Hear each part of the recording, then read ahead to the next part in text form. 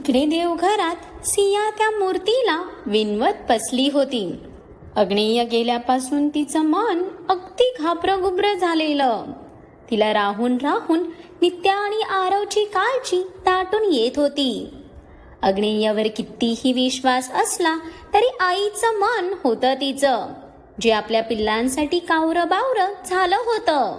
आत्ताही तिची भरलेली नजर त्या मूर्तीवर शांतपणे विसावलीच होती की तोच तिच्या डोक्यावर कोणीतरी मायेने हात फिरवला. तसंही ते सियाने डोळे मिटून घेतले आणि तिने इतका टाइम अडवून धरलेलं ते अनमोल मोती तिच्या डोळ्यातून खाली ओघळले. सिया, बाळा, नको जीव काढू इतका. अग्नी गेलाय ना, बघ तो तुझ्या पिल्लांना घेऊनच येईल. पण त्याआधी तू ज्यूस तरी पिऊन घेते का? का असा हट्ट धरून बसलीये? आजींचा जीव त्यांच्या सर्व पोरांच्या साठी तुटत होता. त्यात सियानेही जोपर्यंत आरव आणि नित्या परत येत नाहीत तोपर्यंत निर्जल उपवास धरला असल्याने त्यांना तर सुचणंच बंद झालं होतं. कालपासून तिच्या पोटात पाण्याचा एक थेंबही गेला नव्हता. त्यात कीटो तिच्या दुधावर होती, म्हणून आजीला तिची जास्त काळजी वाटत होती. नाही आजी, जोपर्यंत मी आरू आणि नीतूला बघणार नाही तोपर्यंत मी पाणीही पिणार नाही. त्यांना सुखरूप पाहिल्याशिवाय माझ्या घशाखाली पाणीही जाणार नाही आजी. सिया आत्ताही ऐकायला तयार नव्हती. तिचा हा हट्ट नसून तिचीही श्रद्धा होती, म्हणून अगदी नेटाने कालपासून उपाशी होती ना ती. सिया, अगं ती पोरं येतीलच, पण जर अग्नीला तुझ्या या व्रताबद्दल समजलं तर तो तुझ्यावर खूप रागवेल हा. आजी सियाला अग्नीची भीती दाखवून पाणी पियायला लावत होत्या. पण ही कारडी कसली घाबरतीये ना. आजी, अहो माझ्या मुलांसाठी मला ह्यांचा ओरडाही मंजूर आहे. फक्त माझी पिल्लं सुखरूप घरी येऊ दे. सियाच्या हट्टासमोर आता मात्र आजीनेही हात टेकले. ती कोणाचं ऐकणार नाही हे जणू त्यांना कळून चुकलेलं, म्हणून त्याही शांत त्या देवासमोर हात जोडून बसल्या. आजी, सिया, त्या दोघीही त्या देवाकडे त्यांच्या कुटुंबासाठी प्रार्थना करतच होत्या की तोच रीटा घाईतच आत आली. रीटा, अगं किती वेळा तुला आठवण करून द्यायची की आत्ता तू 9 महिन्यांची प्रेग्नेंट आहेस. तिला असं लगबगीत आत आलेलं बघून आजीचा जीव तर घशात आला. अक्षरशः ते एवढं मोठं पोट घेऊन तरातरा चालत आलेली ती. आजी, अहो मला नंतर ओरडा, पण विष्णूचा फोन आलेला. आरव नित्याला घेऊन निघाला आहे. ते येतच असतील. रीटाने सांगायला उशीर की सिया खाडकन उभी राहिली. तिचा तर तिच्या कानावर विश्वासच बसेना. काय वहिनी, तू खरं बोलतीये ना? माझी नित्या आणि आरू सुखरूप आहेत. ते इथे येत आहेत. सियाचे डोळे तर अतीव आनंदाने वाहू लागले. खूप जास्त खुश झालेली ती. आजीनेही आनंदाने डोळे टिपत त्या देवासमोर हात जोडले. हो सिया, मी खरं बोलतीये. तुझ्या देवाने फायनली तुला तुझ्या व्रताचं फळ दिलं बघ. थांब, आता मी स्टाफला पटकन तुझ्यासाठी पाणी आणायला सांगते. आता तरी पाणी पिऊन घे. रीटाही भरलेल्या डोळ्यांनी सियाचे डोळे पुसत स्टाफला आवाज देणार की नाही वहिनी, आधी माझ्या पिल्लांना घरी तरी येऊ दे, मगच मी त्यांच्या हाताने पाणी पिणार. पण ते यायच्या आधी मी पटकन गाजराचा हलवा बनवते.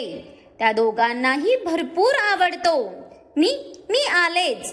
तिची पिल्लं घरट्यात येणार या आनंदात सियाला तर आकाशच ठेंगणं झालेलं. ती तर फिरून मनोभावे देवाला नमस्कार करून बाहेर पळाली देखील. पण मागे आजी आणि रीटा तिला पाहतच राहिल्या. आपल्या ननंद आणि दिरावर जीव ओवाळून टाकणारी ही पहिली वहिनी असेल. रीटा, कोणत्या जन्माचं फळ म्हणून हे फूल आमच्या पदरात पडलं काय माहीत. आजी अजूनही सिया गेलेल्या दिशेकडे बघतच होत्या. त्यांचा ऊर तर सियाला बघून अभिमानाने भरून आलेला. तिचं नित्या आणि आरववरचं प्रेम खरंच वाखाणण्या जोगं होतं. हो ना आजी, खरंच सियाचं मन खूप मोठं आहे आणि तिनेच या पूर्ण घरालाही जोडून ठेवलंय. रीटालाही सियाचं खूपच कौतुक वाटलं. इकडे सियाने किचनमध्ये येत स्टाफला भरभर इन्स्ट्रक्शन देत कढई गॅसवर चढवली. तिच्या चेहऱ्यावरचा तो आनंद बघून आता स्टाफलाही उत्साह आला. नाहीतर कालपासून तिची हालत कोणाच्या नजरेतून सुटली नव्हती. भले त्या नोकर वर्गाला विषयाचं गांभीर्य माहीत नव्हतं, किंबहुना त्यांना विषयच माहीत नव्हता, पण नेहमी त्यांच्या बरोबर हसत त्या किचनमध्ये वावरणारी ही ग्रहलक्ष्मी कालपासून उदास बघून त्यांनाही चांगलं वाटत नव्हतं. पण आज जणू तिच्या मुखावरचं ते तेज परत आलेलं, जे त्या घराला ऊर्जा द्यायचं.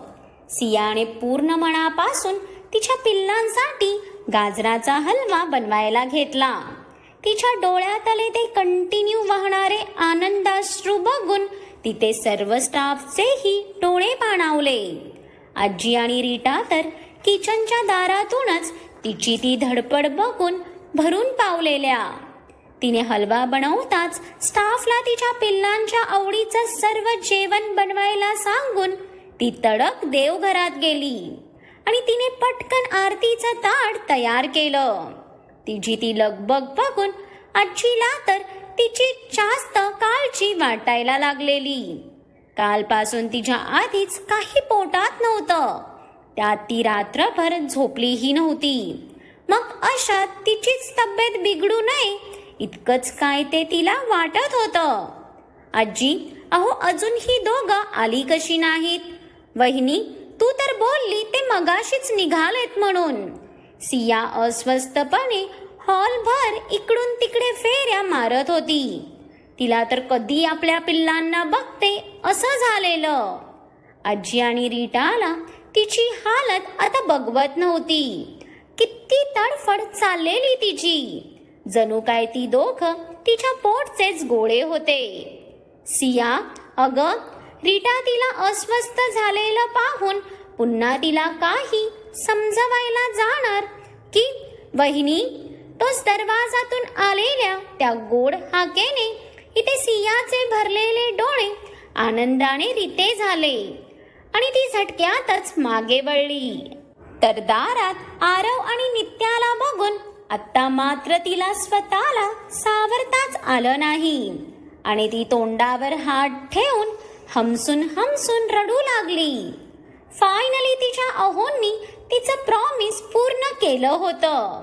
वहिनी, पण तिला असं रडताना बघून आरव काळजीने पटकन पुढे सरसावणार की तोच रीटाने त्याला लगेच अडवलं. थांब बनी, आत नको येऊ, दोघंही तिथेच थांबा. रीटा आरवला सांगत सियाजवळ येत तिने सियाचा हात खाली केला. हनी, बट वहिनी रडत का आहे आणि तू आम्हाला आत का नाही येऊ देत आहेस? सियाला रडताना बघून आरवचे डोळेही भरून आले. त्याच्या वहिनीला तो त्रासात पाहूच शकत नव्हता. तिच्या बाबतीत त्याचं मन खूप हळवं होतं. नित्याही सियाला रडताना बघून सुरू झाली. अरे बाबा, काही नाही झालं तुझ्या वहिनीला. तुम्हा दोघांना पाहून भरून आलं तिला, पण तिला तुमची आरती करायची आहे म्हणून तुम्हाला मी तिथेच थांबवलं. सिया, तू अशीच रडत बसणार आहेस की तुझ्या पिल्लांची आरतीही करणार? असं रडत घरात घेणार का त्यांना? रीटाने आरवला सांगतच सियाचे डोळे पुसत तिला प्रेमाने समजवलं. पण आज तिच्या डोळ्यातलं पाणी थांबणं इतकं शक्य होतं का? वहिनी, यार तुम्हाला ओवाळ ना लवकर, नाहीतर मी असाच येतो बघ. तुला रडताना बघून आधीच माझा जीव जात आहे. आपल्यासाठी तिला इतकं कुडताना बघून आरवला तर अगदीच गलबलून आलेलं. तिचा कोमेजलेला चेहराच तिची अवस्था सांगायला पुरेसा होता. ए चिड्या, तुला येऊन 5 मिनिटं झाली नाहीत की तुझी तणतणत सुरू झाली. आजी सियाचा हात पकडून तिला दरवाजाजवळ घेऊन येताच रीटाने तिच्या हातात ताट दिलं. पण ती वेडी तर अजूनही तिच्या डोळ्यातलं पाणी अडवत त्या दोघांना मनात साठवत होती. माझी बाळं. सियाने तिच्या थरथरत्या हाताने त्या दोघांचंही औक्षण केलं. नित्याकडे बघून तर तिला तिच्या लेकीचा किती तो अभिमान वाटला. ती दोघंही त्यांच्या बहिणीचं प्रेम मुका अश्रू गाळत बघत होते. खूप भावुक क्षण होता तो, जिथे सर्वांचे डोळे वाहत असले तरी बोलत मात्र कोणीच नव्हतं. आरव, हा गाजराचा हलवा तुझ्या बहिणीने खास तुमच्यासाठी बनवलाय बरं का. रीटा सांगतच असताना सियाने आरव आणि नित्याचं तोंड गोड केलं. तसं आरवने पटकन ते आरतीचं ताट रीटाच्या हातात देत त्याच्या बहिणीला घट्ट मिठी मारली आणि तोही लहान मुलासारखा रडू लागला. खरंच तिच्या या प्रेमाचं ऋण कसं फेडणार होता तो. नित्याही येऊन त्या दोघांना बिलगली. खरंच माई लेकांच्या रडण्याचं किती सुंदर आणि हृदयस्पर्शी चित्र होतं ते. नीतू, राजा, तू ठीक आहे ना? आणि आरू बाळा, तू कालपासून घरी का नाही आला? तुला माहितीये मला किती काळजी वाटत होती. सिया त्या दोघांच्या हातापायाला रडतच चाचपडत होती. तिला तर अजूनही तिच्या डोळ्यांवर विश्वासच बसत नव्हता. पण तिची ती तगमग बघून आरवने तिला अजूनच घट्ट मिठीत कवटाळलं. खूप हायपर झालेली ती, चेहरा तर अगदी लाल करून घेतलेला. वहिनी, काम डाऊन.